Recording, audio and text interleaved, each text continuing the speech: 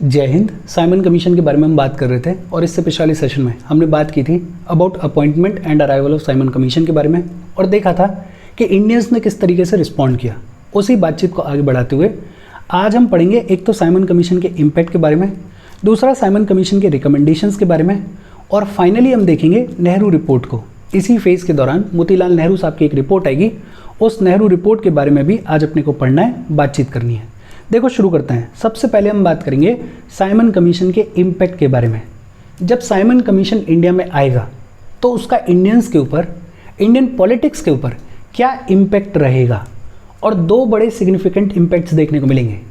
एक तो कांग्रेस जो कि एनसीएम के बाद से ऑलमोस्ट इनएक्टिविटी के फेज में चली गई थी, वो वापस से एक्टिव हो जाएगी। कांग्रेस वापस से इंडियंस को यूनाइट करने की शुरुआत करेगी और इस साइमन कमीशन को, ब्रिटिश गवर्नमेंट को चैलेंज करने की शुरुआत करेगी, इसके अगेंस्ट में प्रोटेस्ट करने की शुरुआत करेगी। इनफैक्ट इसी साइमन कमीशन की प्रोटेस्ट के दौरान कांग्रेस में कई नए यंग लीडर्स का इमरजेंस देखने को मिलेगा, जैसे पंडित जवाहरलाल नेहरू, जैसे सुभाष चंद्र बोस।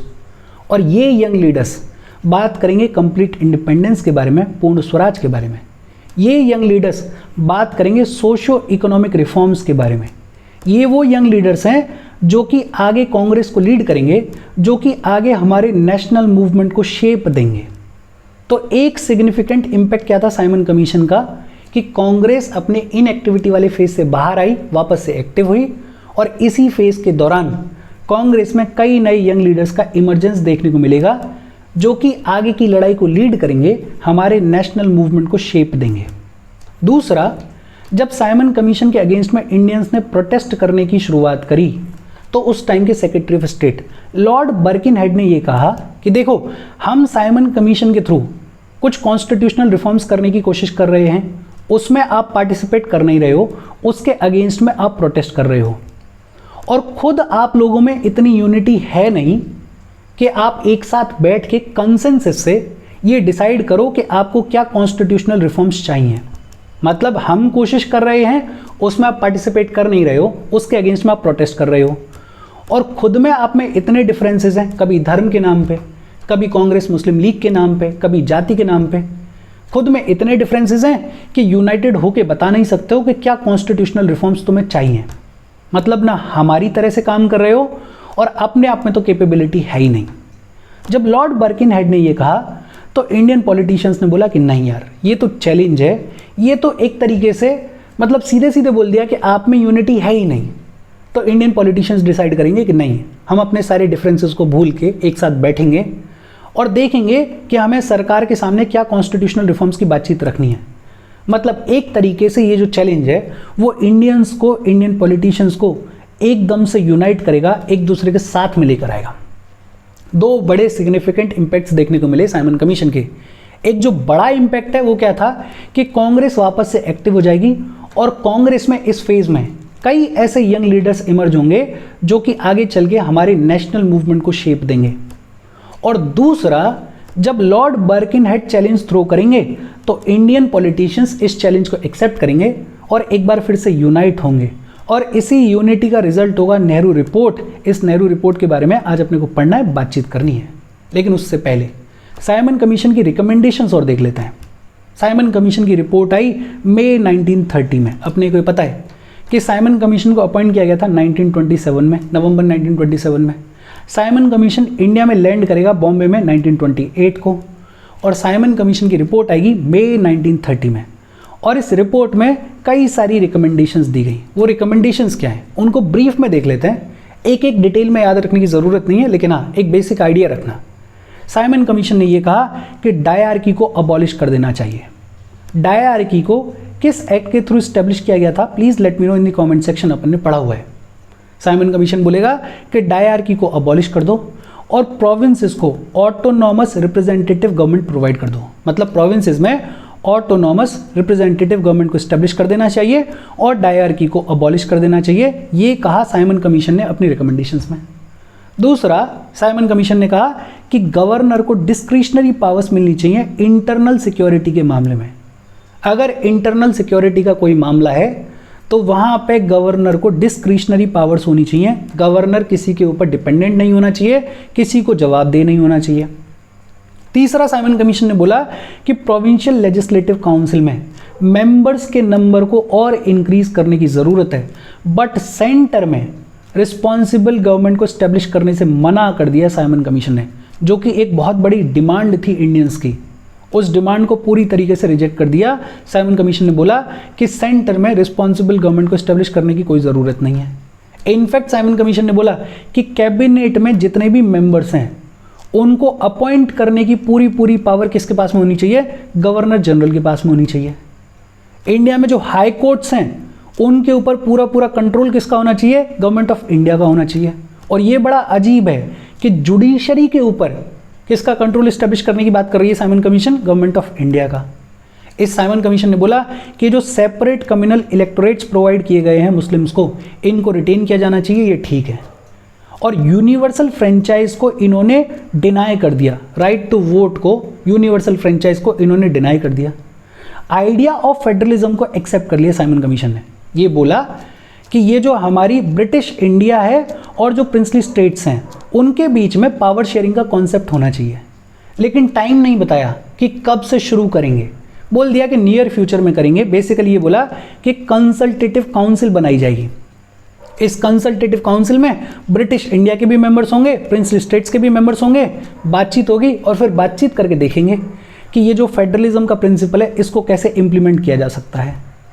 साइमन कमीशन ने बोला कि NWFP, north western frontier province और बलूचिस्तान, इनको अपने लोकल लेजिस्लेचर्स प्रोवाइड कर देने चाहिए और इनको सेंटर में भी रिप्रेजेंटेशन मिलनी चाहिए।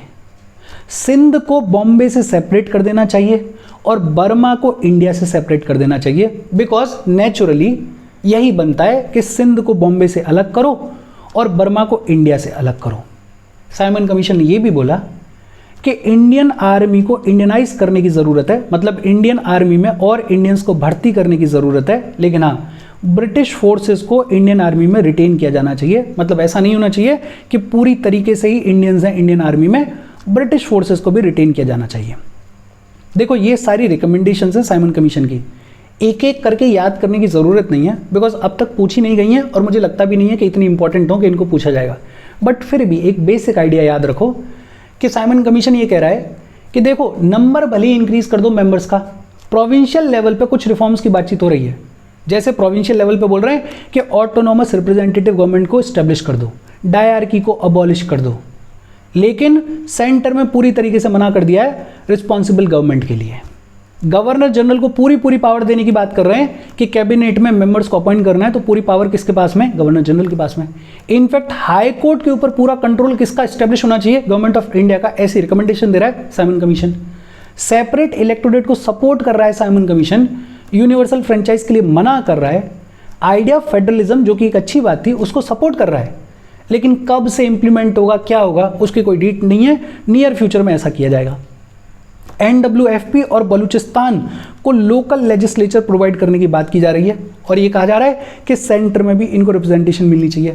एक जो इंपॉर्टेंट चीज़ कही वो क्या कही कि सिंध को बॉम्बे से अलग करने की ज़रूरत है और बर्मा को इंडिया से अलग करने की ज़रूरत है। दूसरी इंपॉर्टेंट चीज़ कि इंडियन आर्मी को इंडियनाइज करने की ज़रूरत है, बट हाँ ब्रिटिश फोर्सेस को रिटेन किया जाएगा और गवर्नर को डिस्क्रिशनरी पावर्स मिलनी चाहिए इंटरनल सिक्योरिटी के मामले में। ये रिकमेंडेशंस दी साइमन कमीशन ने। अच्छा, साइमन कमीशन को तो इंडियंस बॉयकॉट कर ही रहे थे, इसने जो भी रिकमेंडेशंस दी उनकी उतनी वैल्यू थी नहीं, तब तक तो नहीं थी। और दूसरी तरफ लॉर्ड बर्किनहेड ने इंडियन पॉलिटिशियंस के सामने एक चैलेंज थ्रो कर दिया था कि जब इतनी दिक्कत है तो खुद यूनाइट हो जाओ और यूनाइट होकर बता दो कि तुम्हें क्या कॉन्स्टिट्यूशनल रिफॉर्म्स चाहिए। और इंडियन पॉलिटिशियंस ने इस चैलेंज को ले लिया था और इसी का नतीजा होगा नेहरू रिपोर्ट। इस नेहरू रिपोर्ट के बारे में अपन बात करेंगे, लेकिन उससे पहले वीडियो पे लाइक के बटन को दबा दो। लाइक दबाना ज़रूरी है बिकॉज यूट्यूब वीडियो को कंसिडर करता है और थोड़ा सा पुश कर देता है, तो लाइक का बटन दबा दो। शेयर कर दो अपने सोशल मीडिया हैंडल्स पे, व्हाट्सएप वगैरह पे अपने फ्रेंड्स को, या जो भी लोग इसमें इंटरेस्टेड हैं उनको शेयर कर दो और चैनल को सब्सक्राइब कर लो। अच्छा, लॉर्ड बर्किनहेड ने यह कहा कि जब इतनी ही दिक्कत है हमसे, हमारे साइमन कमीशन से, तो क्यों ना खुद यूनाइट हो जाओ तुम लोग और यूनाइट होके कंसेंसस के साथ में ये बता दो कि तुम्हें क्या कॉन्स्टिट्यूशनल रिफॉर्म्स चाहिए। अगर सर्वसम्मति से बताओगे तो उसको हम कंसिडर कर लेंगे। जब लॉर्ड बर्किनहेड ने ये चैलेंज थ्रो किया तो इंडियन पॉलिटिशियंस ने एक ऑल पार्टी कॉन्फ्रेंस बुलाई फरवरी 1928 में। सभी पार्टीज को बुलाया मीटिंग में। इसको बुलाया जाता है ऑल पार्टीज कॉन्फ्रेंस। कब बुलाई? फरवरी 1928 में। और इसमें एक सब कमेटी को अपॉइंट किया गया। इस सब कमेटी के चेयरमैन थे मोतीलाल नेहरू। और इस मोतीलाल नेहरू की कमेटी को काम दिया गया कि आप एक ड्राफ्ट कॉन्स्टिट्यूशन तैयार करो। बेसिकली बताओ कि हमें अपने कंट्री में क्या क्या कॉन्स्टिट्यूशनल रिफॉर्म्स करने की ज़रूरत है। इस कमेटी में और बहुत सारे मेंबर्स थे, जैसे तेज बहादुर सप्रू, जैसे सुभाष चंद्र बोस, जैसे MS एने, जैसे मंगल सिंह, जैसे अली इमाम, जैसे शोएब कुरैशी, जैसे GR प्रधान। इम्पॉर्टेंट क्या है कि इस कमेटी के चेयरमैन थे मोतीलाल नेहरू। इस कमेटी को 1928 फरवरी की मीटिंग में फॉर्म किया गया और ये कमेटी पूरी अपनी स्टडी करेगी और अपनी रिपोर्ट सबमिट करेगी अगस्त 1928 में। रिपोर्ट कब आई? नेहरू रिपोर्ट कब आई? अगस्त 1928 में नेहरू रिपोर्ट आई। और इस नेहरू रिपोर्ट की मेन रिकमेंडेशंस क्या थी? और ये इंपॉर्टेंट हैं बिकॉज पहली बार कोशिश की जा रही है कॉन्स्टिट्यूशनल रिफॉर्म्स की बातचीत की, पहली बार बातचीत की जा रही है कॉन्स्टिट्यूशन को ड्राफ्ट करने की, मतलब एक तरीके से बेस ले डाउन किया जा रहा है। नेहरू रिपोर्ट की मेन रिकमेंडेशंस क्या थी? एक तो नेहरू रिपोर्ट में बोला गया कि हमें डोमिनियन स्टेटस प्रोवाइड कर दो। डोमिनियन स्टेटस का मतलब कि देखो सरकार हमारी होगी, हम सरकार चलाएंगे, लेकिन नाम ब्रिटेन की क्वीन का होगा, मतलब अधिकार कहने के लिए किसका होगा? क्वीन का होगा, लेकिन पूरी तरीके से सरकार किसकी होगी? हमारी होगी। तो इंडियंस ने डोमिनियन स्टेटस की डिमांड करी। Dominion status on lines of self governing dominions as form of government decide by the Indians. दूसरा, नेहरू रिपोर्ट ने बोला कि लिंग्विस्टिक प्रोविंसेस को बनाने की ज़रूरत है, लैंग्वेज के बेसिस पर प्रोविंसेस को ऑर्गेनाइज करने की ज़रूरत है। एक इंपॉर्टेंट चीज़ डोमिनियन स्टेटस की डिमांड करी। दूसरा, इस नेहरू रिपोर्ट में 19 फंडामेंटल राइट्स की बातचीत की गई, जिनमें इक्वल राइट्स फॉर वीमेन की बात की गई, जिनमें राइट टू फॉर्म यूनियंस की बातचीत की गई, जिसमें यूनिवर्सल अडल्ट सफरेज की बातचीत की गई। दो इंपॉर्टेंट चीज़ें, एक तो डोमिनियन स्टेटस की डिमांड रखी गई, दूसरा 19 फंडामेंटल राइट्स की बात की गई। तीसरा बड़ा सिग्निफिकेंट, सेपरेट इलेक्टोरेट्स को रिजेक्ट कर दिया गया और बोला गया कि जॉइंट इलेक्टोरेट्स रहेंगे, लेकिन मुस्लिम्स को सीट्स में रिजर्वेशन मिलेगा at the centre and in provinces where they are in minority. Separate electorate को पूरी तरीके से रिजेक्ट कर दिया नेहरू रिपोर्ट ने, ये इंपॉर्टेंट है, ध्यान रखना। लेकिन हाँ, ये जरूर बोल दिया कि मुस्लिम्स को सीट्स का रिजर्वेशन दे दिया जाए, सेंटर में भी और ऐसे प्रोविंसेस में जहां पे वो माइनॉरिटी में है। चौथा बड़ा सिग्निफिकेंट ये बोला गया कि सेंटर और प्रोविंसेस में रिस्पॉन्सिबल गवर्नमेंट को स्टैब्लिश किया जाना चाहिए। और पूरा कंपोजिशन भी बता दिया। कंपोजिशन में क्या बताया कि इंडियन पार्लियामेंट सेंटर में कितने मेंबर्स का होगा? 500 मेंबर्स का होगा। मतलब जो हमारा हाउस ऑफ रिप्रेजेंटेटिव्स होगा उसमें 500 मेंबर्स होंगे, और ये जो 500 मेंबर्स हैं they will be elected on the basis of adult suffrage. और एक सीनेट होगी जैसे राज्यसभा टाइप की, उसमें 200 मेंबर्स होंगे और इनको इलेक्ट किया जाएगा बाय द प्रोविंशियल काउंसिल्स। ये जो हमारा हाउस ऑफ रिप्रेजेंटेटिव्स होगा इसका टर्म होगा 5 साल का, और ये जो हमारी सीनेट होगी इसका टर्म होगा 7 साल का। देखो एक बार फिर से देखते हैं। नेहरू रिपोर्ट में कहा गया कि एक तो हमें डोमिनियन स्टेटस दे दो, दूसरा लिंग्विस्टिक बेसिस पे प्रोविंसेस को रिऑर्गेनाइज करो, तीसरा 19 फंडामेंटल राइट्स की बातचीत की गई इस नेहरू रिपोर्ट में, चौथा सेपरेट इलेक्टोरेट्स को पूरी तरीके से रिजेक्ट कर दिया गया, खारिज कर दिया गया, लेकिन हाँ मुस्लिम्स को रिजर्वेशन ऑफ सीट्स की बातचीत की गई, उसके लिए अग्री कर लिया गया। चौथा बेहद इंपॉर्टेंट ये बोला गया कि सेंटर और प्रोविंसेस में रिस्पॉन्सिबल गवर्नमेंट को स्टैब्लिश करने की ज़रूरत है, और ये भी बता दिया कि हमारे पार्लियामेंट का कंपोजिशन कैसा होगा। सेंटर में एक तो हाउस ऑफ रिप्रेजेंटेटिव्स होगा, उसमें 500 मेंबर्स होंगे जो कि इलेक्ट किए जाएंगे on the basis of adult suffrage, और दूसरा एक सीनेट होगा, सीनेट में 200 मेंबर्स होंगे और ये इलेक्ट किए जाएंगे बाय प्रोविंशियल काउंसिल्स।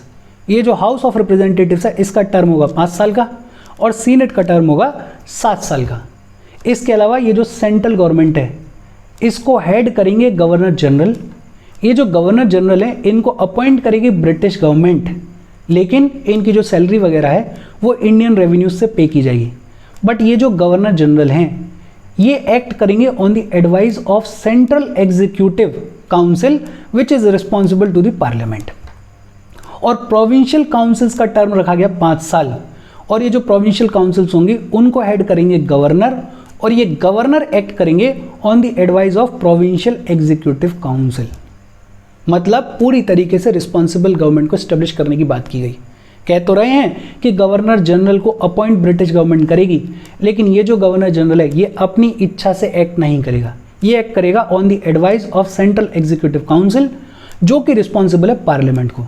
और सेम प्रोविंशियल काउंसिल्स में कहा गया कि इनका टर्म होगा 5 साल का, इनके हेड होंगे गवर्नर, लेकिन गवर्नर एक्ट करेंगे on the advice of provincial executive council. फिर नेहरू रिपोर्ट में ये भी बोल दिया गया कि मुस्लिम्स के कल्चर और रिलीजियस इंटरेस्ट को प्रमोट करने के लिए, प्रोटेक्ट करने के लिए पूरा काम किया जाएगा। Full protection to cultural and religious interest of Muslims. सबसे बड़ी समस्या यही थी कि कैसे यूनिटी को मेंटेन किया जाए, कैसे मुस्लिम्स को साथ में रखा जाए, माइनॉरिटीज़ को साथ में रखा जाए। तो उनको थोड़ा अपीज करने के लिए लिखा गया है कि आपके जो भी कल्चरल और रिलीजियस राइट्स हैं उनको पूरी प्रोटेक्शन दी जाएगी। और फाइनली नेहरू रिपोर्ट ने बड़ी इंपॉर्टेंट बात ये कही कि रिलीजन और स्टेट दोनों को पूरी तरीके से अलग रखा जाएगा, complete dissociation of state from religion. और ये रिकमेंडेशंस थी नेहरू रिपोर्ट की। इसमें से 4-5 चीज़ें तो याद रखनी है। नेहरू रिपोर्ट में एक तो डोमिनियन स्टेटस की डिमांड रखी गई, दूसरा 19 फंडामेंटल राइट्स की बात की गई, तीसरा सेपरेट इलेक्टोरेट्स को रिजेक्ट कर दिया गया, बट हाँ मुस्लिम्स को रिजर्वेशन ऑफ सीट्स प्रोवाइड करने की बात की गई, चौथा रिस्पॉन्सिबल गवर्नमेंट इस्टेब्लिश करने की बात की गई, और फाइनली ये बोला गया कि स्टेट और रिलीजन को पूरी तरीके से अलग अलग रखा जाएगा। इस नेहरू रिपोर्ट के ऊपर खूब सारे डिस्कशंस होंगे। मुस्लिम लीग, हिंदू महासभा, इनफैक्ट कांग्रेस के जो यंग लीडर्स हैं वो इस नेहरू रिपोर्ट के साथ में अग्री भी नहीं करेंगे। वो डिबेट एंड डिस्कशंस किस तरीके से चले हैं उसकी बातचीत अपन अगले वाले सेशन में करेंगे। यहाँ तक कोई डाउट हो तो कमेंट करके पूछ लेना। Thank you very much.